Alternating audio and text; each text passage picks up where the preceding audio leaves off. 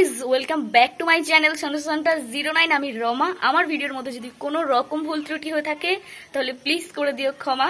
তো আজকে আমি কিন্তু আবার একটা ড্রাগন গাছের কিছু আপডেট নিয়ে তোমাদের কাছে চলে এসেছি। অনেক কিছুই দেখাবো, মানে গাছটায় ড্রাগন গাছে আমার মানে আলো করে ফুল কুড়িয়ে এসছে।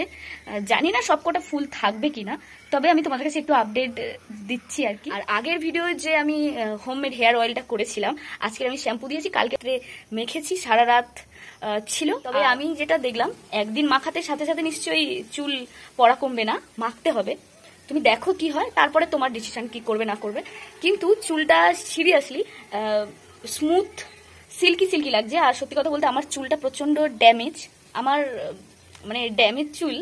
যতক্ষণ কন্ডিশনার দেবো তো ততক্ষণই ভালো, তারপরে একটু ড্যামেজ টাইপের। তো আমি আজকে তেলটা মাখার পর যে শ্যাম্পু করলাম, সত্যি বলছি আমার চুলটা বেশ সিল্কি লাগছে, তেলও দিতে হয়নি। তো জানি না তোমাদের কেমন কি লাগে। তো যাই হোক, ভিডিওটা ভালো লেগে থাকলে লাইক কমেন্ট শেয়ার সাবস্ক্রাইব করতে ভুলো না। তো চলো ভিডিওটা করি। চলো, আগে যে আমি একটা ব্লগ দিয়েছিলাম ড্রাগন গাছে, সেটা আমি একটা ফুল এসেছিল বা একটা ফুল এসেছিল, সেটা নিয়ে আমি খুব খুশির খবর বলে এরকম কিছু লিখেছিলাম। আর গাছ কাটবো ভেবে সেটা হচ্ছে আমি আনহ্যাপি এরকম লিখেছিলাম। কিন্তু ফোনে বললাম না আপডেট পেয়েছি, গাছের মুখগুলো কিছু কিছু করে কাটতে হবে, ডালপালা যেগুলো এক্সট্রা করে গজায় তো সেগুলো কেটে দিতে হয়। তো সত্যি বলছি, সেই মুখ কাটার পরে আমার মুখে অনেক কটাই কুড়ি এসছে, তোমাদেরকে আমি সেগুলো ভিডিও করে শেয়ার করবো।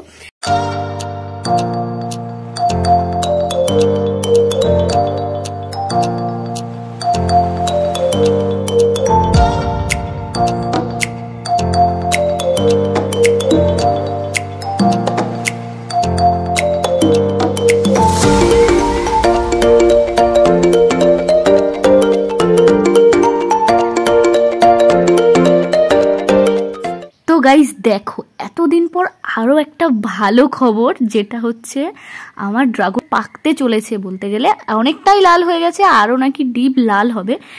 আমি তো দেখেছি, তবে আমার গাছে এরকম ভাবে হবে আমি সেটা মানে কখনো ভাবতে পারিনি।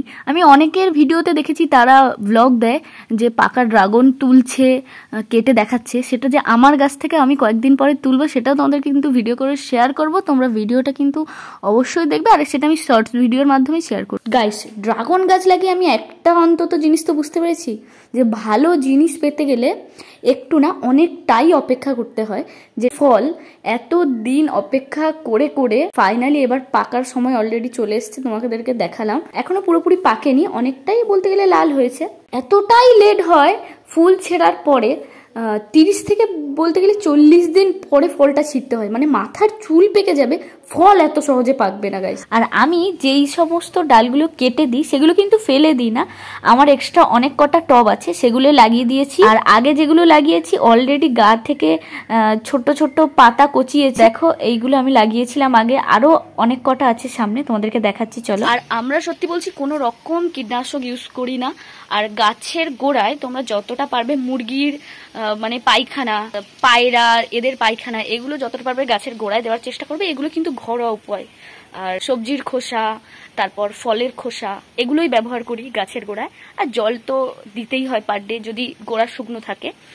আগে তো সত্যি খুবই খারাপ লেগেছিল যে এত কটা কুড়ি কেন ঝরে যাচ্ছে, কি ব্যবহার করতে হবে। এই স্প্রের জন্য কাকাটা ইউজ করবো ভেবেছিলাম, তারপর ভাবলাম ছেড়েই দিই, যা হবে হবে, কিন্তু কোনো কীটনাশক ইউজ করব না। তো ফাইনালি হয়েছে। ধৈর্য ধরতে হবে, এটুকুই বলছি, ধৈর্য ধরো। আর তোমরা যারা ইউজ করতে চাও করতে পারো, তো আমরা তো ইউজ করিনি, তাই বললাম ঘরোয়া উপায়ে এগুলোই তোমরা করতে পারো। 8 থেকে 9টা ফুল হয়ে নষ্ট অলরেডি হয়ে গেছে। কেন জানি না নষ্ট হয়েছিল, আমরা ভেবেছিলাম পিঁপড়ের কারণে, কিন্তু এখন দেখছি পিঁপড়ে তো সব কুড়িতেই আসছে। যেগুলো থাকার সেগুলো থাকবে, যেগুলো থাকবে না তো। তো ভিডিওটা এতটাই ছিল, বাই বাই। আবার একটা কোনো নেক্সট ব্লগ নিয়ে আসছি তোমাদের কাছে, জানি না কি ব্লগ দিতে পারবো পরে। তো ভিডিওটা ভালো লেগে থাকলে লাইক কমেন্ট শেয়ার সাবস্ক্রাইব করতে ভুলো না। Tata, bye bye. তো আবার কোনো নেক্সট ব্লগে আসছি, বাই।